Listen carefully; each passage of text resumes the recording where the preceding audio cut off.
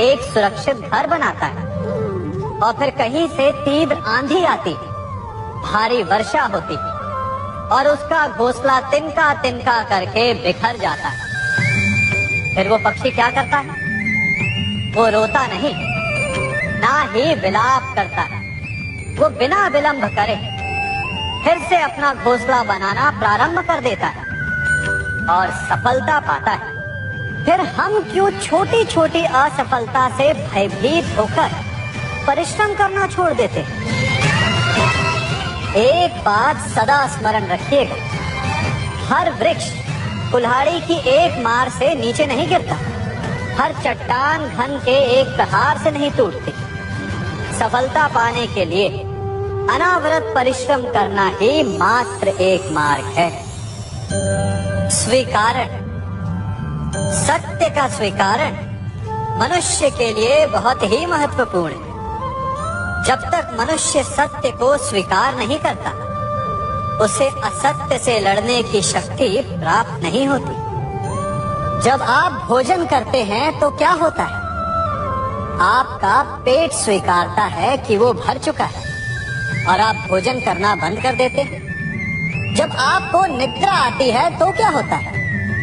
आपका मन स्वीकारता है कि आपका शरीर थक चुका है और उसे विश्राम की आवश्यकता है। उसी प्रकार जब आपको किसी व्यसन को रोकना हो तो आपको स्वीकारना पड़ता है कि बहुत हो चुका, चाहे वो लालच हो या मदिरापान।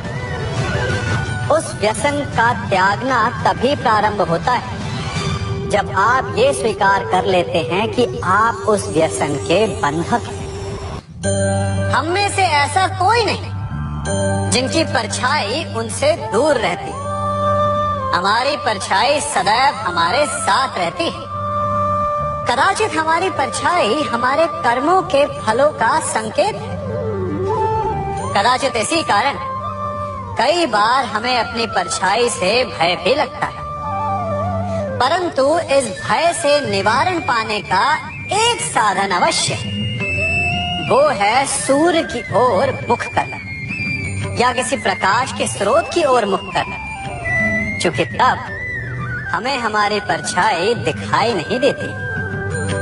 यदि इसे जीवन के संदर्भ में देखें तो ये प्रकाश का स्रोत शुभ कर्मों की चेतना है। यदि आपके मन में शुभ कर्म करने की इच्छा है तो आपको कभी भी अपने कर्मों के फल का भय नहीं होगा, क्योंकि यदि आपका मन शुद्ध होगा तो आपके कर्म शुद्ध होंगे और शुद्ध कर्मों का फल कभी अशुद्ध नहीं हो सकता। आज मैं आप सबको एक कथा सुनाता हूँ। एक दिन प्रातः एक व्यापारी अपने घर से निकला। घर से निकलते ही एक बिल्ली ने उस व्यापारी का मार्ग काट दिया। व्यापारी घबरा गया। वो फिर से घर लौट गया और शुभ घड़ी की प्रतीक्षा करने लगा। और जब वो पुनः अपने घर से निकला तब वो वाहन जा चुका था जिससे राजा तक पहुंचकर उसे भेंट देनी थी। राजा को भेंट नहीं मिली। राजा क्रोधित हो गए। राजा ने उस व्यापारी का व्यापार बंद करवा दिया। इस कारण व्यापारी क्रोधित होकर घर पर अपनी पत्नी से लड़ बैठा। पत्नी अपने बच्चों समेत मैके वापस चली गई और उस व्यापारी के जीवन में यदि कुछ रह गया था तो केवल अंधकार। और इन सब का कारण वो उस बिल्ली को मानता रहा जिसने उसका मार्ग काटा था। ऐसा ही एक दूसरा व्यापारी राजा को भेंट देने निकला और उस व्यापारी का मार्ग भी एक बिल्ली ने काट दिया। वो व्यापारी तनिक घबराया, परंतु उसने आगे बढ़ना अधिक उचित समझा। राजा तक वो समय पर पहुंचा। उसने राजा को भेंट की। राजा प्रसन्न हुए और राजा ने व्यापारी को अपना व्यापार बढ़ाने की अनुमति दी, स्वर्ण आभूषण दी।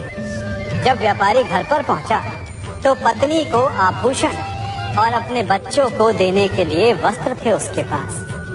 हर ओर प्रसन्नता थी। समझ रहे हैं ना? दोनों के साथ एक ही प्रकार की घटना हुई, परंतु दोनों की प्रतिक्रिया भिन्न थी। ऐसा ही हमारा जीवन भी है। हमारे जीवन में प्रारब्ध का अपना स्थान है, परंतु उससे कई अधिक महत्वपूर्ण हमारी प्रतिक्रिया, हमारे सोच का प्रभाव है। क्योंकि यही हमारे जीवन को आकार देते हैं। इसलिए अपनी सोच को सकारात्मक रखिए। आपका जीवन सदैव आनंदमय रहेगा। आप इन दो पात्रों को देख रहे हैं। मेरे इस पात्र में जल है और ये पात्र मिष्ठान से भरा हुआ है। दोनों ही पात्र भरे हैं। परंतु देखिए, मिश्री को जल में मिला दिया, जल ने मिश्री को अपना लिया, मिश्री ने अपना अस्तित्व खो दिया। परंतु जल को अभिमान है कि उसका अस्तित्व अभी भी बना हुआ है। परंतु जो इस जल को चखेगा उसे अवश्य पता चल जाएगा कि ये जल अब वो जल नहीं रहा, ये अब शरबत बन गया। हमारा त्याग, हमारे बलिदान भी ऐसे ही होते हैं। जो इस बात को अनुभव करते हैं वो समझ सकते हैं कि कैसे हमने समय की धारा को बदल दिया। जो बलिदान देते हैं उनका अस्तित्व कभी नष्ट नहीं